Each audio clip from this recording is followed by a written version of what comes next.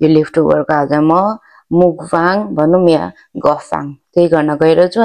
अनि कुरा त्यस्तो मान्छेले तपाईँको खाएर कि जो मान्छे तपाईँको पोजिसनमा पुग्न सके हुँदैन, हातले यति नै भात किन नहोस्, ओ माई गड, त्यो बियोन्ड त्यो सेटिस्फ्याक्सनको त कुरै नगरौँ, यस्तो मजा हुन्छ हातबाट खानु। त पढ्दाको छोराले त हो नि 4-5वटा बिहे गर्ने, तर त्यो 5-6वटा केटी मान्छेले बिहे गरेर त्यस्तो पोस्ट आउँछ त के भनिरहेको हुन्छ केटीले एउटा बुढाले भएन अनि 5 बुढा फेरेको केटा मान्छेले होइन, त्यहाँ कमेन्ट सुरुमा केटी मान्छे गरे हुन्छ। फिमेलले फिमेललाई नै के भन्छ ओच्याउँछ। म के भन्न चाहन्छु भने to every ones out there, to every girls out there, do what you want, चाहे त जसुकै होस्। त्यो डिसिजनले तपाईँ पछि पछुताउनु भयो भने पनि that's your decision.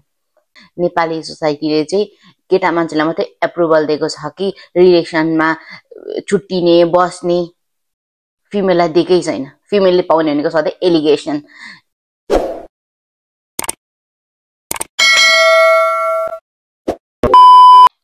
Hello guys, welcome to my channel, it's Mrs Mangkopcha Rai. आज चाहिँ म मुकबाङ भन्दा नि गफबाङ गर्न गइरहेको छु। एन्ड मसँग चाहिँ खाना छ। एन्ड गाइस फ्याक्ट भन्नुपर्दा यो सबै मतलब राइस करी लेफ्ट ओभर हो। चिप्स र अन्डा मात्रै मैले भर्खरै बनाएको हो। यो पोर्क र राइस चाहिँ हिजोकै लेफ्ट ओभर थियो। अनि डेली बनाउन एनर्जी हुँदैन नि त। हिजो चाहिँ ओभर थकाइ लागिरहेको लागि मलाई अति धेरै पोर्क क्रेभिङ भइरहेको थियो। त्यही भएर चाहिँ मैले हिजो भिडियो फ्रेम गर्छु भनेर भनिरहेको थिएँ, तर थकाइ लागिरहेको बेलामा एनर्जी नै भएन। सो यो लेफ्ट ओभरको आज म मुकबाङ भनौँ या गफबाङ त्यही गर्न गइरहेको छु। अनि गाइज हामीहरूसँग डाइनिङ हल छैन, सो हामीहरू आफ्नै रुममा बसेर खान्छौँ। सो यताउति के भन्छ बेटहरू देखिरहेकोलाई प्लिज इग्नोर गरिदिनु होला। सो अब म चाहिँ मुकबाङ भन्दा नि खाँदै गफबाङ गर्न गइरहेको छु।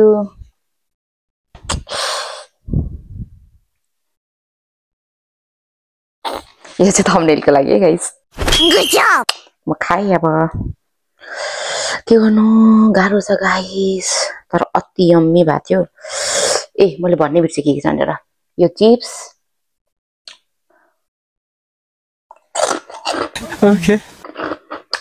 Egg and pork left over and rice पनि लेफ्ट ओभर हो। सो मैले खाएँ ल। Please guys like share and subscribe गरिदिनु नभुल्नु होला। Please guys do support. अनि म त आज खाँदै मेन टपिक के कुरा गर्छु भने एलिगेसन अनि हुन्छ नि त त्यो पोइन्ट आउट गर्ने मेन फिमेललाई। त्यो चाहिँ मैले लिटरली टिकटकको भिडियोमा हाल्नु लागेको थियो, तर त्यहाँ मैले इङ्ग्लिसमा च्यालेन्ज गरिरहेको छु। इङ्ग्लिसमा मैले भने त्यो नेपालवाला मतलब नेपालीमा बोल्दाखेरिको सेटिस्फ्याक्सन हुन्छ नि, त्यो त्यहाँ फिल हुँदैन भनेर चाहिँ म यहाँ कुरा गर्न गइरहेको छु। किनकि कस्तो हुन्छ भने आफ्नो ल्याङ्ग्वेजमा बोल्नु भनेको त्यो सेटिस्फ्याक्सन हो कि। अनि त्यही भएर चाहिँ एलिगेसनहरू हुन्छ नि जुन अब फिमेललाई लगाइन्छ नि सोसाइटीले। अब इभन फिमेलले फिमेललाई नै जब उसलाई परेको भाइलेन्सको बारेमा बोल्छ अनि उसलाई त्यो कुनै रिलेसनमा उसलाई सफोकेसन भइरहेको हुन्छ, त्यसको बारेमा जब उसले के भन्छ गर्नु थाल्छ नि, भोइस आउट गर्न थाल्छ नि, आफ्नो भोइस रेज गर्न थाल्छ नि, तब फिमेलले फिमेललाई नै के भन्छ ओच्याउँछ। अनेक भन्छ फिमेलले फिमेललाई नै राम्रोसँग राखिदिनु छ। अनि म त त्यो बारेमा कस्तो कुरा गर्न मन लागिरहेको थियो। लाइक मैले त्यो ट्विनी कलरको भिडियोमा लाइक अब उसको अब भनौँ न बितिसकेको कुरालाई अहिले प्रेजेन्टमा लिएर त अरूलाई त्यस्तो एलिगेसन लगाउने होइन नि त। लाइक अब उसलाई कुनै मतलब अब म कोहीसँग रिलेसनमा छु, अब त्यो मान्छेले फेरि मतलब हाम्रो ब्रेकअप भयो अनि ब्रेकअप पछि पनि उसले फेरि मलाई लाइक हामी रिलेसनमै छौँ जस्तो गरेर उसले मलाई त्यो किसिमको के भन्छ न्युजहरू स्प्रेड गर्यो भने त अभियसली जसलाई नै प्रब्लम पर्छ हैन। सो अन्त त्यो रिलेसन टुट्दाखेरि अभियसली दुईजना चाहिँ मिलो मतमा थियो होला, तर मलाई कस्तो हुन्छ नि केटीलाई ब्लेम के लु हाइपमा आउनुको लागि के भन्छ उनीहरूले युज गरेको ला म कतिको देख्छु नि त। लाइक छुटिसकेपछि गल्ती जहिले फिमेलकै हुन्छ कि रिलेसनमा छुट्यो पनि फिमेलको हुन्छ। किन फिमेलको हुँदैन? मेल चिटर हुँदैन र? अनि यो कुराहरू चाहिँ मलाई अति डिस्कस्टिङ लाग्छ क्या। अनि सोसाइटीले पनि त जहिले फिमेललाई नै त त्यो ब्लेम गर्छ। 5 वर्षको रिलेसन भएर टुट्यो भने केटी नै उस्तै भएर त होला। किन वाइ केटा उस्तो हुन सक्दैन र? त्यस्तो सोसाइटीमा छौँ क्या हामी, जहाँनिर हाम्रो भ्याल्यु हुँदैन। सो म के भन्न चाहन्छु भने to every ones out there, to every girls out there, do what you want. चाहे त जेसुकै होस्, त्यो डिसिजनले तपाईँ पछि पछुताउनु भयो भने पनि द्याट्स योर डिसिजन। पछि पछुताउँदा पनि यो मेरो डिसिजन थियो भन्न प्राउड फिल हुन्छ। के भयो त? हरेक मान्छेले गल्ती गर्छ हैन, गल्ती गरेरै उसले सिक्ने हो। So what? त्यही भएर चाहिँ डिसिजन चाहिँ आफै लिनुहोस्। चाहे तपाईँलाई सुन्दाखेरि चाहिँ 1000 जनाको कुरा सुन्न पर्छ हामीले, जतिजनाले सजेसन दिन्छ हर कोहीको सजेसन लिन पर्छ, तर मेक स्योर डिसिजन लिँदा चाहिँ आफ्नै होस्। त्यो चाहे पछि गएर आफूले पछुताउने किन नपरोस्, एटलिस्ट त्यो सेल्फ डिसिजनले पछुताएको हुन्छ नि त, कसैको करकापले हुँदैन के। त्यही भएर मान्छेले यो झुटो यस्तो भन्नु उसो भन्नु भने पनि just go with the flow, चाहे त जेसुकै होस्। अनि मेन थिङ भनेको बिलिभ इन यर कर्मा। किनकि मान्छेले जतिसुकै झुट बोले पनि, जतिसुकै आँखा छले पनि, जतिसुकै अर्काको नराम्रो सोच्यो भने पनि भगवानले फिक्स देखाउँछ। यस्तो चाहिँ मलाई ट्रस्ट लाग्छ। Continue doing your good things हैन, continue to do the things that you want in your life हैन। केही कुरा अचिभ गर्नुको लागि मिहिनेत गर्नुहोस्, कोसिस गर्नुहोस्, तर हार नमान्नुहोस्। अनि जतिसुकै खुट्टा तान्नेहरू हुन्छ, जतिसुकै तपाईँको कुरा काट्नुहुन्छ, लाइफ अगाडि बढ्दै गएपछि त्यो सब कुरा देखिन्छ। अनि कुरा त्यस्तो मान्छेले तपाईँको काट्छ कि जो मान्छे तपाईँको पोजिसनमा पुग्न सकेको हुँदैन। If they would be in your position, उनीहरूले कुरा काट्दैन थियो। तपाईँ जस्तो हुन सक्दैन, त्यही भएर तपाईँको कुरा काट्छ। So be positive. अनि वर्ष आफ्नो आजकल के हुन्छ नि मान्छेहरू एकदम ज्यादा एन्जाइटी अनि डिप्रेसनको शिकार हुन्छ नि त, भइरहेको हुन्छ। लाइक मर्निङ भयो होला, मर्निङ भइरहेको छु होला। मेरो मेन्टलिटी स्टेबिलिटी एकदम कम छ, म स्टेबलै हुन सक्दिनँ। अहिले चाहिँ मलाई रमाइलो लाग्यो, मैले भिडियो फिल्म गरेँ। यो भिडियो एडिट गर्न नगर्न पनि सक्छु म। यस्तो मैले योभन्दा अगाडि 4-5 मुखबाङको भिडियो गरेँ, तर कुनै एडिट गरिनँ। के भन्छ त्यहाँ हेर्छु टपिकै राम्रो लाग्दैन होइन। अनि अब गर्दा गर्दा कुनै कुराले यतिकै हिट गर्छ। अब म यहाँ बसिरहेको छु, त्यति आँसु आउन सक्छ, but I don't know why होइन। वाइ भन्दा नि त्यही भएर चाहिँ तपाईँहरू त्यस्तो सिचुएसनमा हुनुहुन्छ जहाँ तपाईँलाई एकदम पेन फिल हुन्छ भने क्राउड ठाउँतिर गएर बस्नु, जहाँनिर मान्छे एटलिस्ट उनीहरू अननोन भयो भने पनि यु फिल लाइक आफ्नो मान्छेहरू चाहिँ अराउन्ड छ होइन। म त्यसै गर्छु। म जब जति एक्लो फिल हुन्छ म क्राउड एरियातिर गएर बसिदिन्छु क्या, ताकि मलाई नन्ली फिल नहोस्।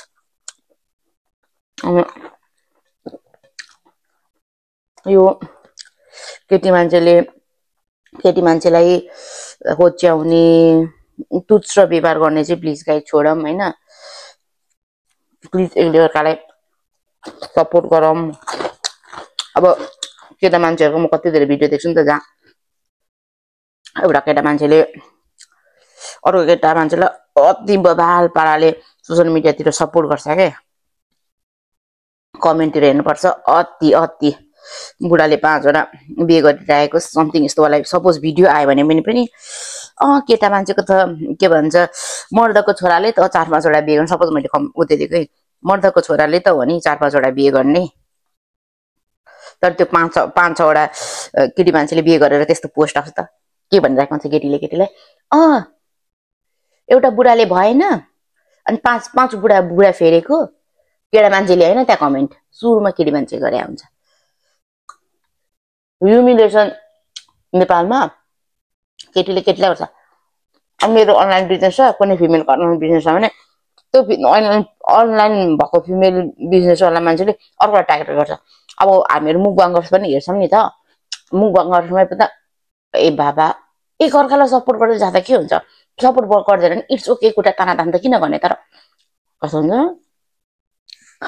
यसले त फेयर खायो यसले त अनफेयर खायो यसले त मेरो चिटिङ अब तपाईको देखेर उ इन्सिस्ट भयो भने इट्स ओके त्यसमा के गल्ती छ इन्सिस्ट भएर ल तपाईले आज यति धेरै नयाँ खानेकुरा खानु पर्यो उसले तपाईबाट इन्स्पायर भएर खायो रे त के भयो तपाई खुसी हुनु न ल तपाईको कसैले कपी गर्दैछ नि यु आर 1 स्टेप अहेड भनेर सोच्नु नि तर नो हैन मेरो कपी गरो साच्चै हो के त्यही भएर के भन्छ यो ह्युमन एउटा ह्युमन अर्को ह्युमनसँग के भन्छ त्यसरी सपोर्टिभ नभएरै हाम्रो सोसाइटीले चाहिँ फिमेललाई यति धेरै हेपेको जस्तो लाग्छ क्या मलाई यसले अर्कालाई सपोर्ट गर्नु त मलाई लाग्छ no one will ever try humiliating human के तर के गर्नु हामी उस्तै छौँ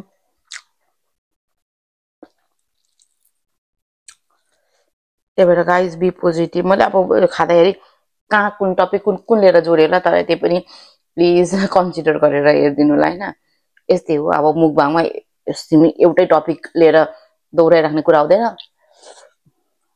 म त्यो लेफ्ट ओभर र प्रोडक्टिभ गर्दिम न यसो मुकबाङ हुँदैन गफबाङ भनेर मलाई लिटरली त्यो केटी मान्छेहरूलाई आउने रिलेसन ब्रेक भएपछि आउने एडुकेसन सुन्दा चाहिँ एकदम ओभर रिस उठ्छ क्या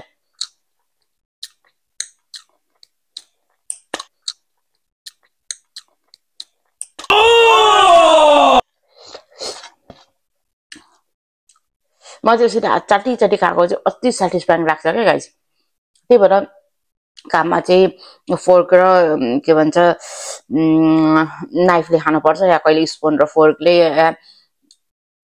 यस्तै गरेर खानुपर्छ नि त अनि यो हातले खानु जतिको सेटिस्फ्याक्सन त ओ माई गड हातले यति नै भात किन नहोस् ओ माई गड त्यो बियोन्ड त्यो सेटिस्फ्याक्सनको त कुरै नगरौँ यस्तो मजा हुन्छ हातबाट खानु त यति रमाइलो हुँदैन म के भन्दै थिएँ भने नि गाई त्यो जब रिलेसन टुट्छ रिलेसन टुटेपछि फिमेलहरूलाई लगाइने एलिगेसनदेखि चाहिँ मलाई अति धेरै प्रब्लम भएको क्या प्रब्लम भएको भन्दा मलाई सुन्दा अति इरिटेट लाग्छ जहाँ दुईजनाकै रिलेसन थियो टुट्दाखेरि त दुईजनालाई एफेक्ट हुनुपर्ने नि फिमेललाई मात्रै एफेक्ट परिदिइरहेको हुन्छ नि जहिले केटा मान्छे मुभ बन्द भएर कहाँ पुग्छ केटी मान्छे स्टिल त्यही हुन्छ त्यही नि उसलाई नै खुट्टा तानेर हुन्छ कि अनि अब दुईजनाकै समझदारीमा छुट्या हुन्छ है छुट्दाखेरि तर लास्टमा चाहिँ केटी नै गलत थियो भन्ने हुन्छ अब केटा रिलेसन टुटेर केटा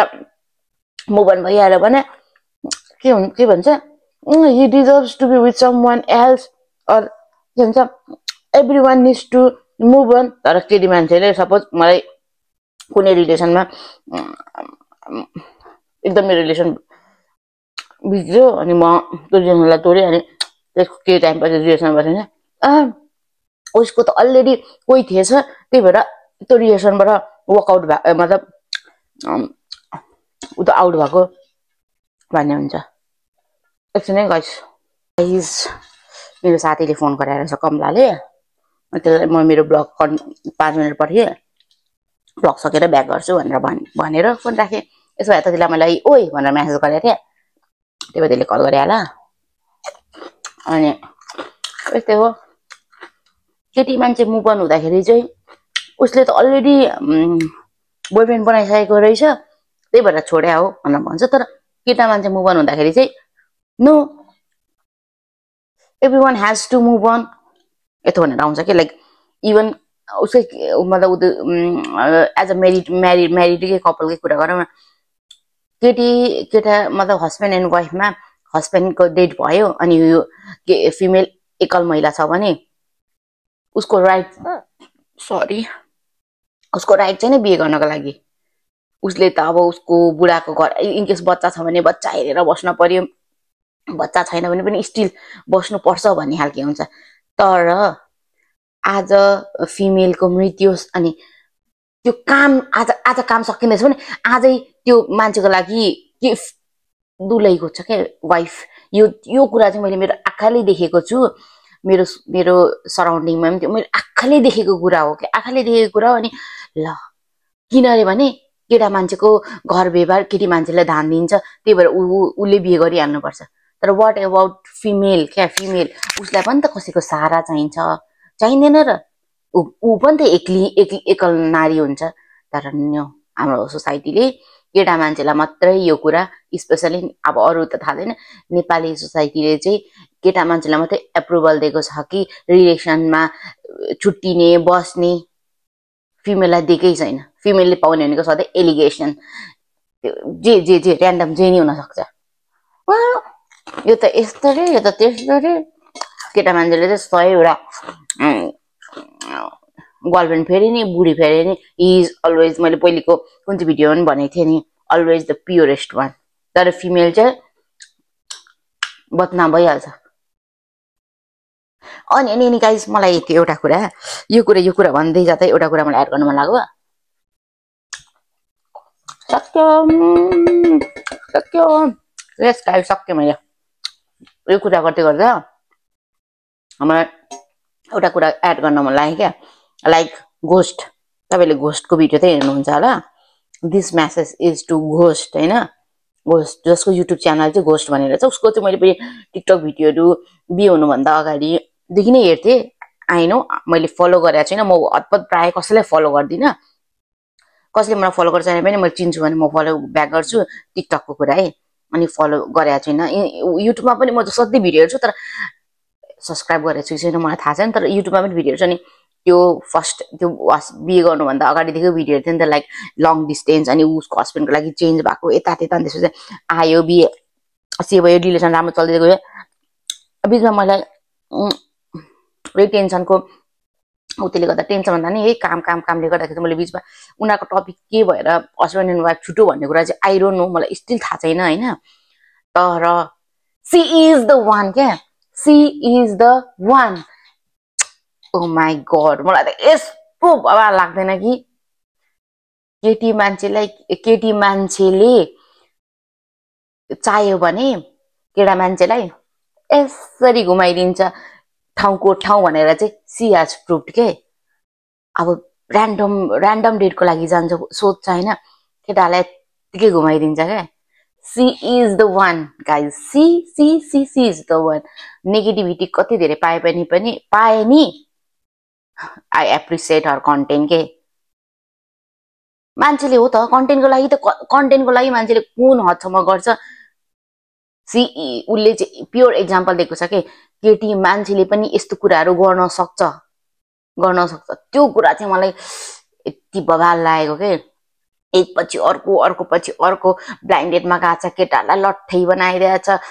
यु ठाउँको ठाउँ, द्याट्स कल्ड द मलाई त्यो चाहिँ मन परेको क्या। मतलब मान्छेले जतिसुकै हेट कमेन्ट गरेर अब कुनैमा उसले केटा मान्छेले चाहिँ त्यसरी भिडियो बनाएर त्यो भल्गारिटी वर्डहरू कता युज गरेछ, कता त्यो अलिकति उत्योहरू युज गरेछ नि। केटा मान्छेले त्यही युज गर्दाखेरि हामीले पनि त कति धेरै मिलको भिडियोहरू देखाएको छौँ नि त। मिलको भिडियोहरू अति देखाएको छौँ जहाँनिर त्यो भल्गारिटीको त सीमै क्रस हुन्छ। त्यो भिडियोहरू चाहिँ अति बवाल चल्नु या उनीहरूलाई चाहिँ केही पनि त्यो नदिनु, के भन्छ त्यसलाई, दोष नथप्नु।